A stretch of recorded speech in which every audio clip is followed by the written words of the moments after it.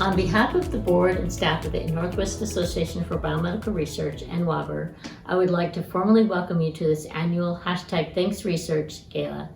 This gala is both a celebration of biomedical research and science and also a fundraiser to support the work of NWABR. As you all know, we are in unprecedented times and hence our pivot to this virtual event. While we cannot be together to break bread tonight, the shift to a virtual event has allowed us to expand our audience and our research for this gala. This evening, we are recognizing amazing scientists, individuals, and community members who have each worked to understand and improve the lives of people with type 1 diabetes. These awardees were chosen before we had ever even heard of the novel coronavirus, and their dedication and diligence are exemplars of the commitment to ethically conducted and inspired biomedical research. The exact same dedication to ethical science will also lead us to a new normal as biomedical research pushes for an understanding of the novel coronavirus, improved diagnostic tools, and treatments and effective vaccines. We are also celebrating all you have accomplished this year in your personal roles in biomedical research.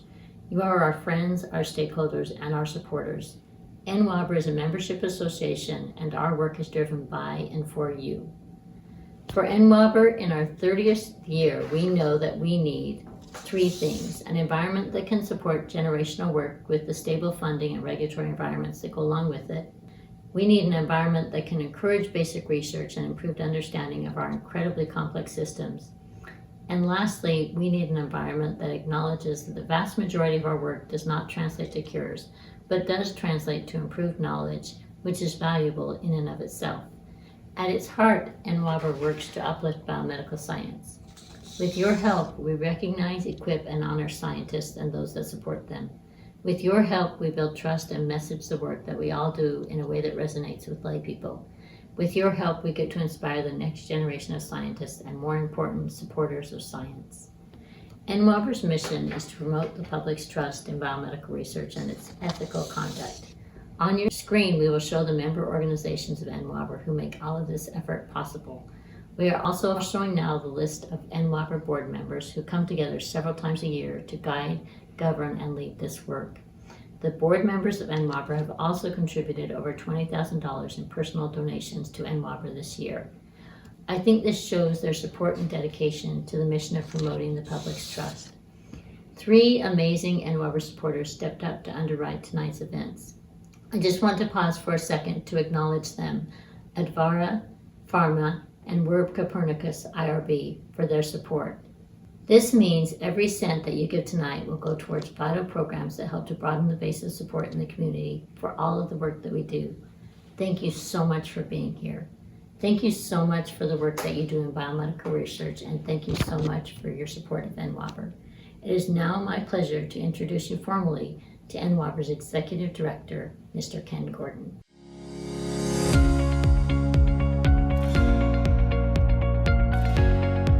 Thank you, Sally, and good evening again, everyone. I don't know about you, but I have never been more proud about biomedical research. In response to the coronavirus pandemic and the impact of COVID-19, I have witnessed the world's biomedical researchers pivot their efforts to focus on this terrible disease. Black Lives Matter has also challenged us to deal with the underlying causes of inequities in health, which are also being played out once again in this pandemic. It's now abundantly clear to me that biomedical research is the only thing that will allow us to return to normal.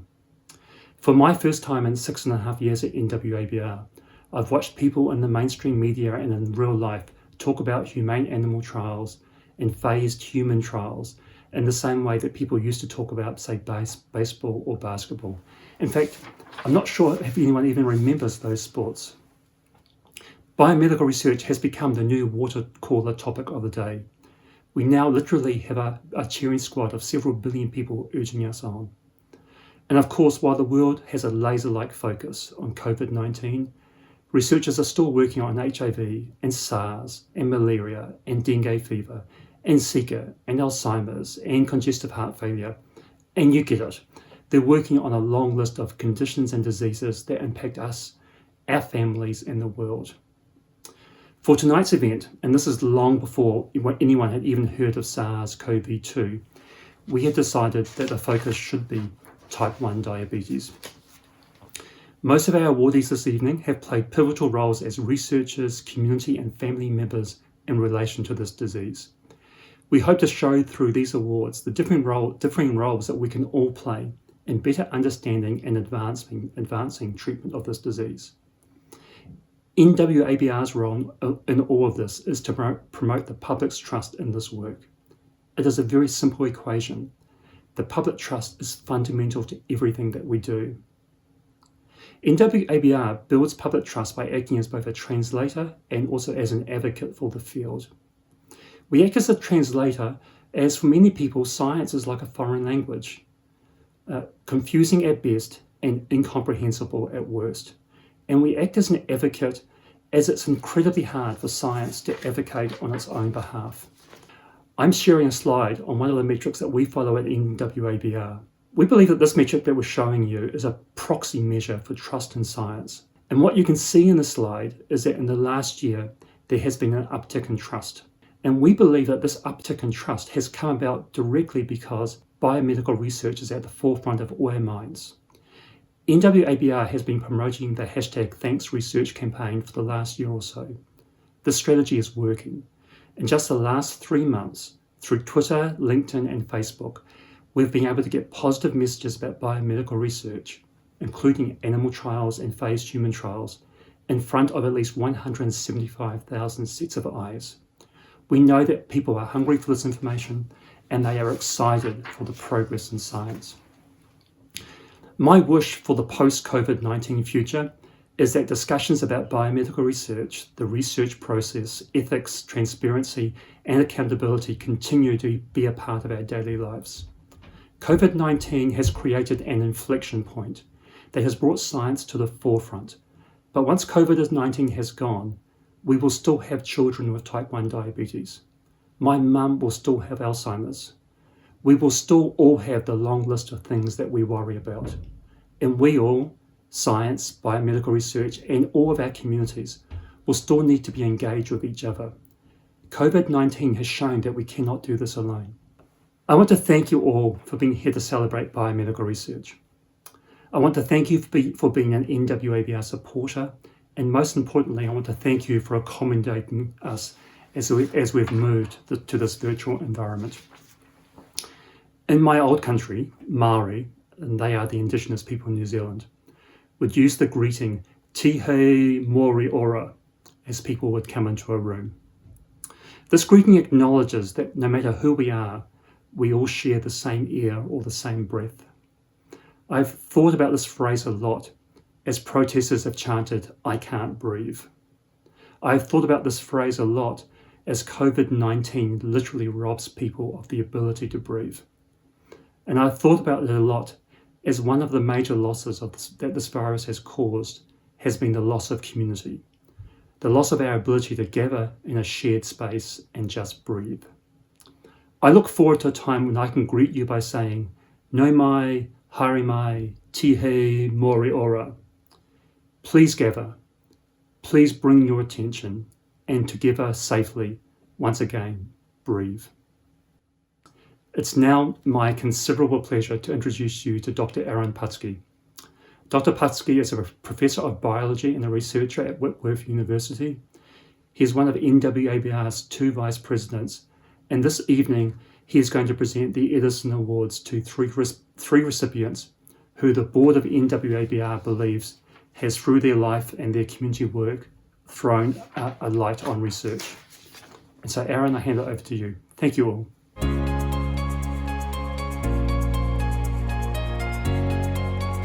NWABR as an organization is now 30 years old.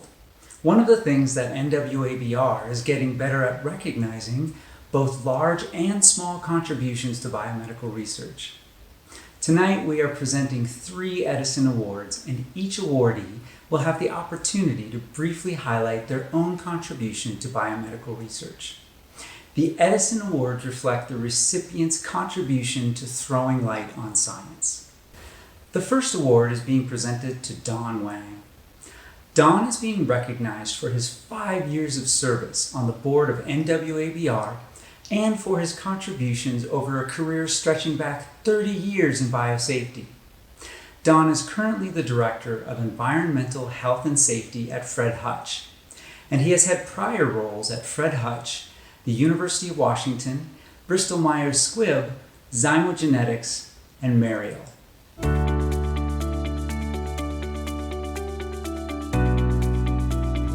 Thank you, NWABR, and it's been a pleasure and honor to have served on the board for the last 5 years, and I just feel like I have contributed much to the community, to the board. I think I bring from experience in private industry, academic, and the smaller biotech perspective, and I know the mission of the NWABR is to bring trust, integrity, and just general information to the public about ethical doing of science. And I feel like the time I've been on the board, I have added that voice from the different perspective.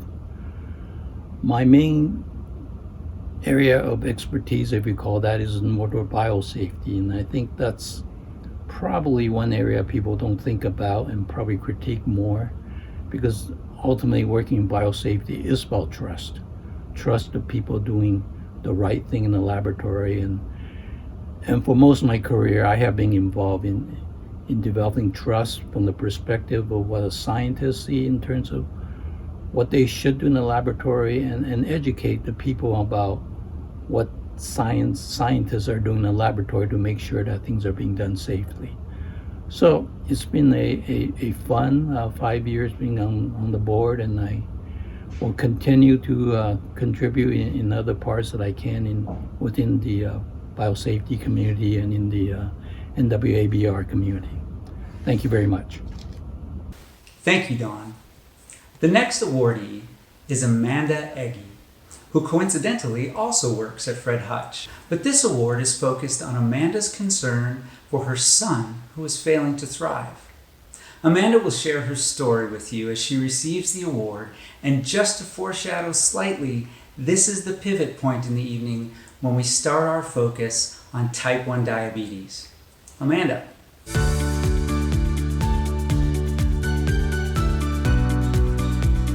Hi, I'm Amanda, and I'm here to talk about when my son was diagnosed with type 1 diabetes. I'm really grateful for the opportunity to talk about this because it is really important. My son was a normal 3-year-old and seemed to catch a cold, then recovered from this cold. This was last summer. And a few weeks later, he started showing symptoms of just drinking a lot of water, and he was wetting through the night. He was still in diapers, nighttime diapers at this time. And so he was like soaking through his sheets, and we were waking up in the middle of the night to change his sheets. We were sort of tricked at this time because it was summertime and he's an active kid, and so, drinking a lot, sort of seemed like maybe he was just thirsty because it was hot outside and he was playing around. But as this continued to go on, I started to worry about him. And I was talking to my husband about this, and I sent an e-care message to his pediatrician, and I called my parents, and I was talking to my coworkers about this.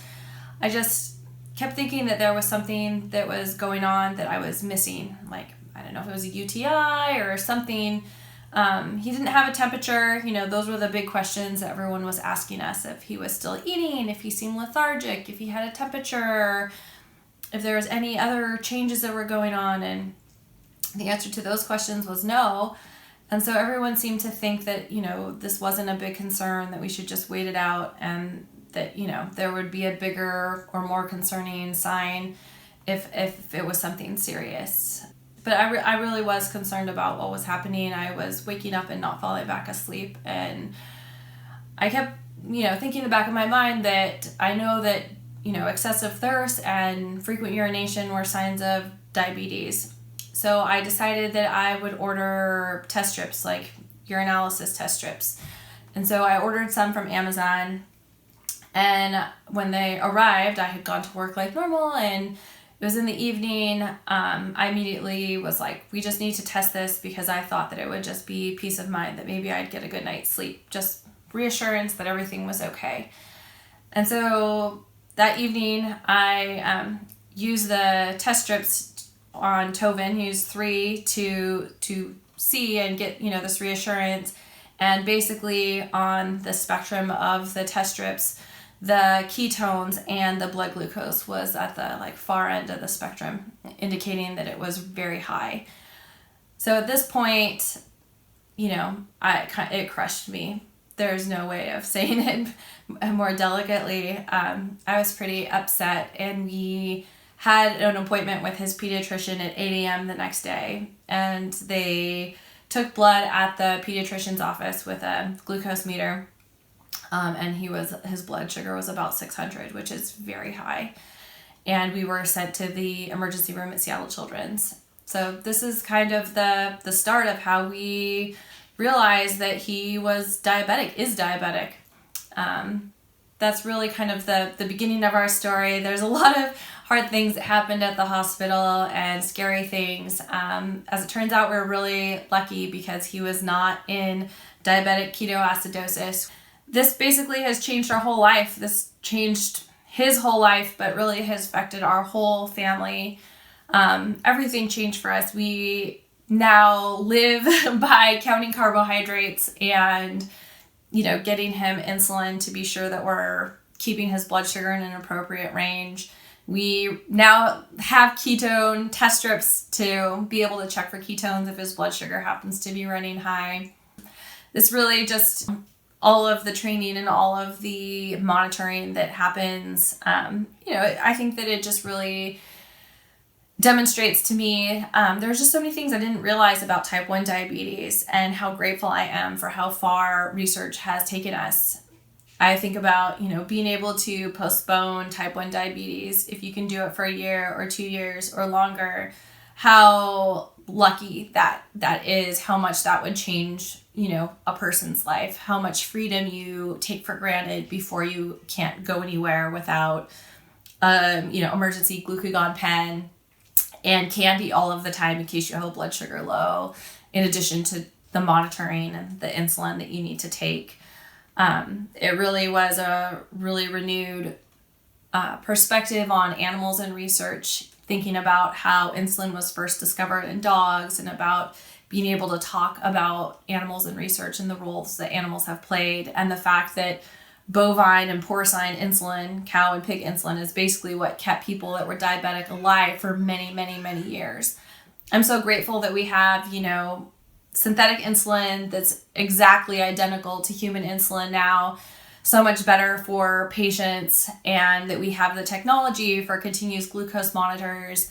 That's really changed our lives so much, not having to, poke his finger 10 or more times a day to check what his blood sugar is, just to have a continuous glucose monitor that we only have to change every 10 days. It's really changed a lot for us. It's made it so much better. It's still challenging, but just taking that one piece away, it's just really helped us. So I'm just really grateful to the researchers and the people that are out there trying to improve the lives of those with type 1 diabetes. I think until you're living it, you don't realize what people with type 1 diabetes go through, especially kids, and the challenges that kids face as opposed to adults. It really is different, and it's hard. It's hard on not just the kids, but the whole families. So thank you from the bottom of my heart for everyone that is supporting type 1 diabetes research.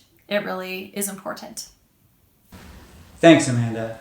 We love your story as it speaks to the power that we all have to use the tools of science for good. It is now my great delight to introduce you to Alex Dougdale. This award is being presented to Alex for his role in being both an advocate and a role model for people with type 1 diabetes. He is an accomplished baritone saxophonist, a teacher, and also an inspiring tap dancer.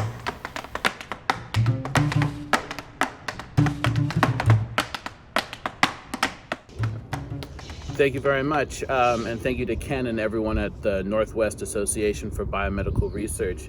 it is a huge honor to receive this award and to continue to be an advocate and a role model for those with type 1 diabetes. It affects so many of us and all of our lives in so many ways. When Ken first reached out to me, he told me how he had seen me perform for years and only recently had made the connection, and that's I think very important and kind of gets to the heart of how diabetes affects all of us, whether we have it or not. We all know somebody who has it. My own story regarding type 1 diabetes starts like many others, where I was peeing a lot and I was thirsty constantly, and when I was finally taken in, my sugars were through the roof. And thanks to all the folks at Children's Hospital for getting me on a great path, and after that the folks at UW Medicine and my fantastic team of endocrinologists and doctors, and my parents for supporting me and teaching me, and then I can also go to the younger students, my own students, and we can share stories about diabetes, and suddenly it's not so scary anymore. And many people's eyes are opening up, because diabetes affects so many people in so many different ways. My friend has diabetes, my uncle had diabetes. It is everywhere, and the awareness and support that you all give to the type 1 diabetic community and the biomedical research field is amazing. Thank you so much for this award. Thank you, Alex. I'm now going to hand over to my fellow NWABR Board Vice President, Mr. Greg Yondle. Greg has been active in research for several years, with roles at the University of Washington, Swedish, and is now the Director of Research Finance in Providence. Greg?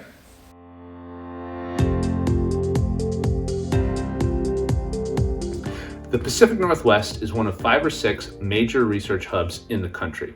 One of the key themes in our annual gala is that we get to recognize some of the amazing research and researchers who are bringing hope to improved understanding of the medical conditions that assail us, along with improved treatment and even cures. In 2019, the board of NWABR decided to focus on type 1 diabetes as the focus of our gala. Tonight, we will present the Alvin J. Thompson Award. In 2020, this award is given to Dr. Carla Greenbaum. This award reflects the recipient's high standing in the life sciences community, with engagement in cutting-edge research alongside a commitment to ethical research practices and the advancement of public trust in research. The Buster and Nancy D. Alvord Award. In 2020, this award is given to Dr. William Hagopian.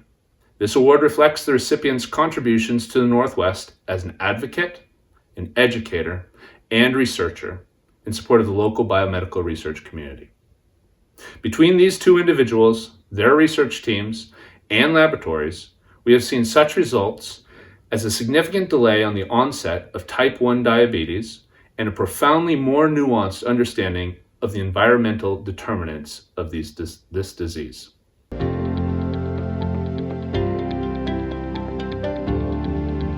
Thank you so much for this honor. I really appreciate this award given to me by NWABR. It's important to me because research is important to me, and that's really what you represent and help us in the community, those of us who work on research. I particularly want to thank you for this award, not just for me, but really for my whole team here at Benaroya Research Institute. We work very hard together as a team to make a difference in people that are living or at risk for type 1 diabetes and other autoimmune diseases. I want a particular shout out for Marley McCullough Olson, who has worked with me for almost 30 years to try to see if we can stop the disease of type 1 diabetes. She's going to be retiring this month, but this award is really demonstrating how much effort she has put in these years to achieve our goal of stopping diabetes. In addition, I want to talk about my husband, Fred Tobus. It's really his love and support of my career over all these years that have made this kind of work possible, and our ability to work together and share the joy in raising our 4 children, Sarah, Naomi, Jacob, and Isaac. So I thank him very much, and this award is also partly for him. But most importantly, This award is really special for people with type 1 diabetes and the recognition that NWABR is bringing to this. It's now been 100 years since we've been treating type 1 diabetes with insulin, the same therapy that we've been using all this time, and through that period of time it hasn't changed. It's really an opportunity to do something different. And so I'm very excited to have been part of Diabetes TrialNet, which is an NIH-funded network that I chair, which had a breakthrough last year, in which we found that we can delay the onset of clinical disease in people that are at risk for getting type 1 diabetes. So we're finally at a situation where perhaps what we've been working for so many years will become a reality and eventually go into clinical use for people that are at risk or with early type 1 diabetes diagnosis. It's a big difference. I also want to think a lot about the work that NWABR does in general to support research. Not only our own institute, the Benaroya Research Institute, but really the institutes throughout the Northwest.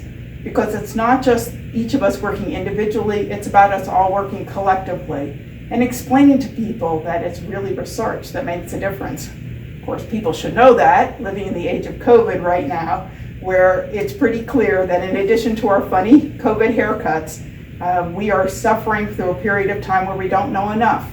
And it's really research that's going to make a difference in the people who are at risk for or developing COVID. And I'm very much happy that we have the ability here in the Northwest to have so much good research that is going on. It's particularly important, of course, is how to communicate the importance of research to the community.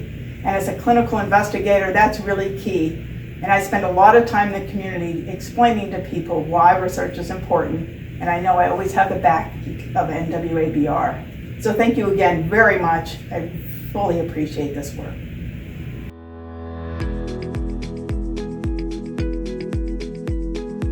I want to thank the Northwest Association for Biomedical Research for providing this award to me. It's a real honor. And so I wanted to summarize where I've been in research and where we hope to be going. I trained at the UW under Oka Lernmark I was part of the team that cloned GAD and made it into an autoantibody assay. I still practice endocrinology at the University of Washington. My first big project in the lab was called DEWIT. That's DEWIT. It stands for Diabetes Elimination in Washington by Immunotherapy. But it turns out that eliminating diabetes takes a number of steps. The first step is prediction of who's going to get diabetes ahead of time. And the second then is therapy to try to prevent the disease from coming on. So the Diabetes Evaluation in Washington study, and there are two parts to preventing diabetes. One is prediction and the other is treatment. And we've done lots of work on prediction from the autoantibodies. We've now developed some very advanced genetic risk scores to go with the autoantibodies to allow really good prediction in childhood in advance of the kids that are heading towards diabetes within the next 5 years. We had a Nature Medicine paper on this just last week, so progress has been made.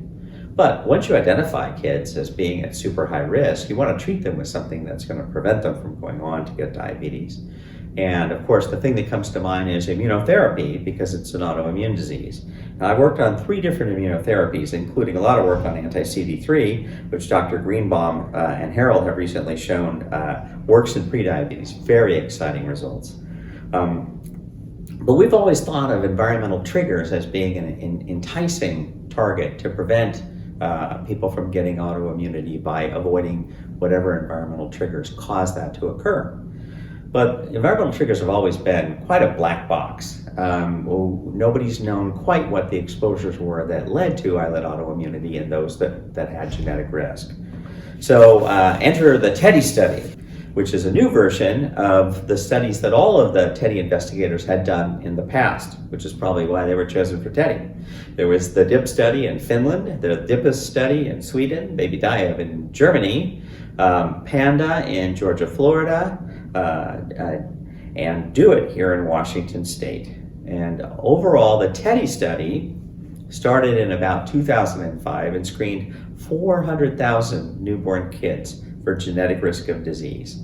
We eventually settled on 8,000 to follow, but we wanted to follow these kids from age 3 months all the way to age 15 years with frequent sampling. We sampled blood every 3 months, stool every 1 month. We did tremendous amounts of dietary records. We got hair, teeth, tap water, all kinds of things for environmental triggers of diabetes in these kids. And we, of course, followed them for the development of autoantibodies, which was one of our endpoints.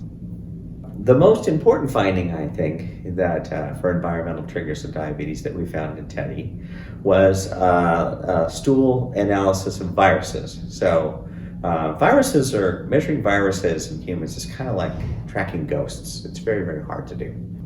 But we were able to show using nucleic acid sequencing of the viruses in stool samples that if the same infection of a virus is prolonged, that infection then becomes a higher risk for developing islet autoimmunity.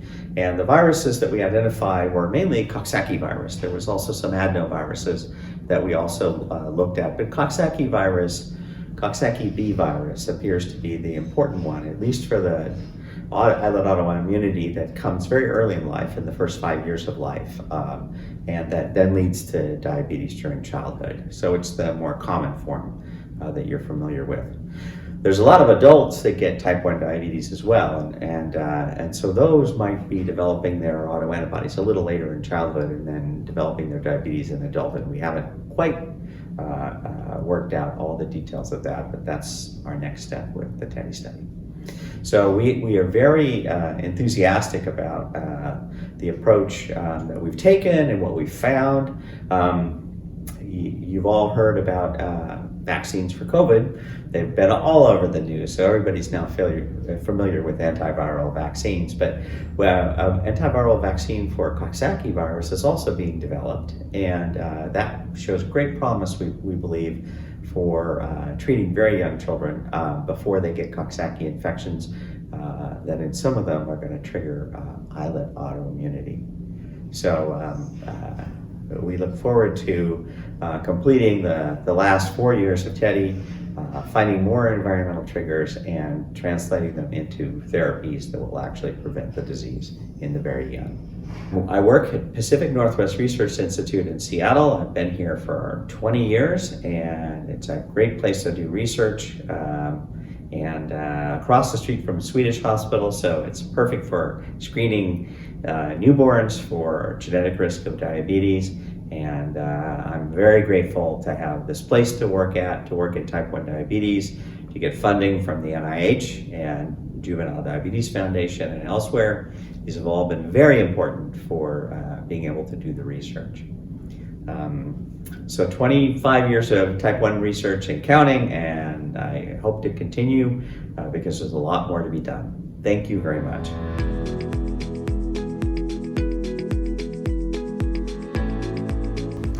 Now is the part of the evening where we ask you for support.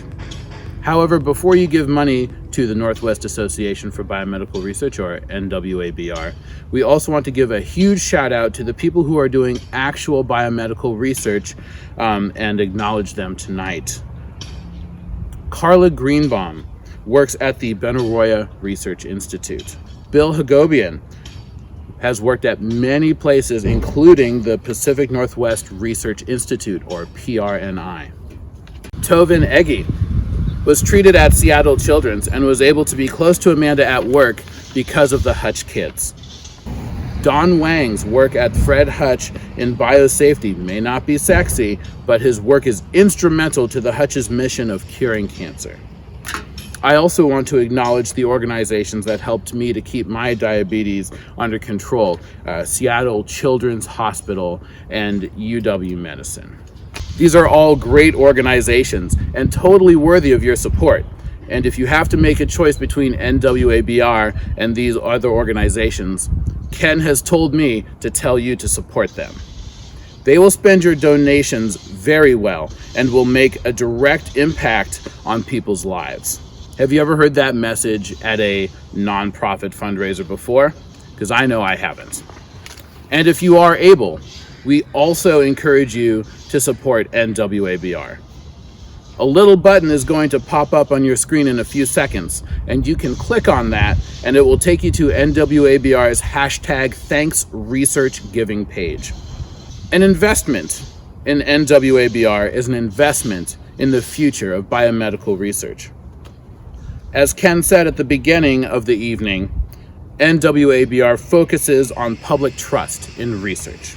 Ken had this big long thing he wanted me to say about public trust undergirding everything that we do.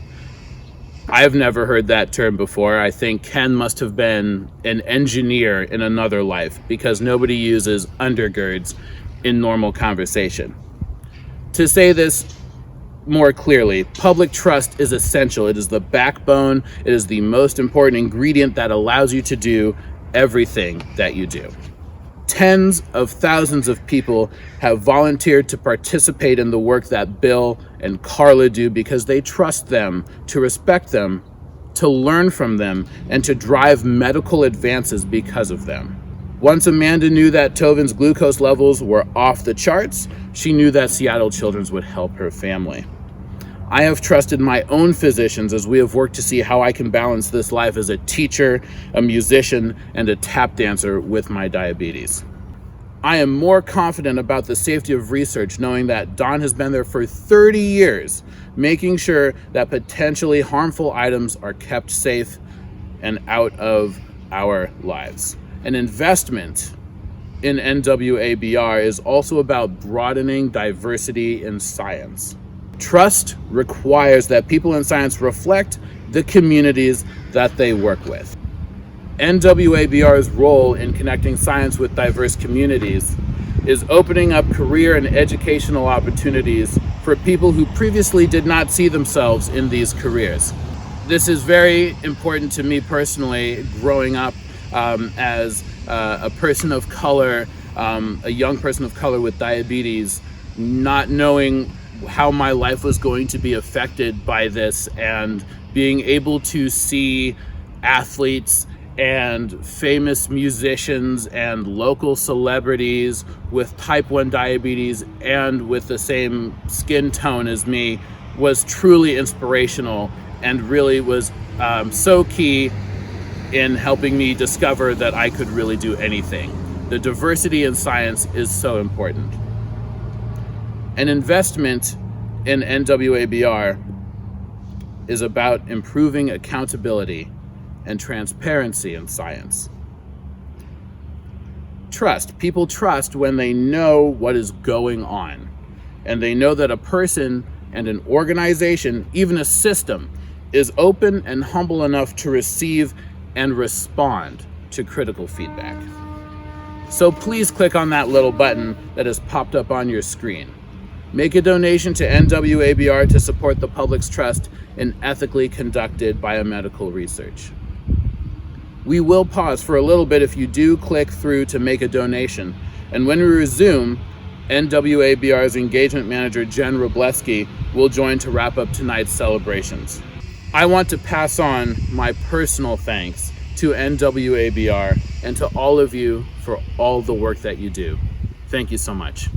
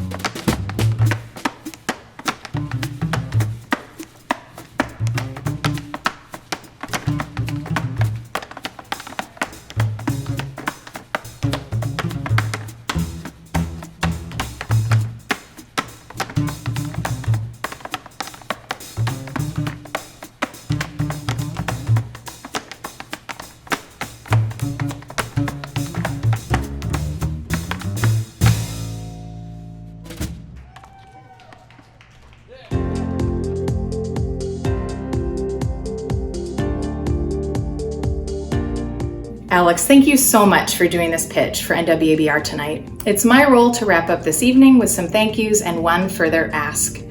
We need to acknowledge our evening sponsors, Advara, WCG Copernicus Group, and Pharma. Their support means that everything we raise tonight will go towards supporting NWABR's programs that build public trust in biomedical research. I'd also like to acknowledge our awardees, Don Wang, Amanda Eggy, Alex Dougdale, Carla Greenbaum, and Bill Hagopian. Behind the scenes, we had support from Mighty Media that helped make sure that this night went off well, and we were inspired and helped by Literacy Source and their volunteer, T. Earls, who showed us that we could make this whole virtual thing happen. I also need to acknowledge the board of NWABR that personally contributed in excess of $20,000 to support NWABR's programs ahead of this event. Lastly, I'd sincerely like to thank you for giving up your Thursday evening to join us. As Ken said at the start of the evening, it's now very clear that biomedical research needs to be a partnership between researchers and the community, and your support tonight helps us to strengthen those partnerships. And here's our last request. We need to all talk more about biomedical research.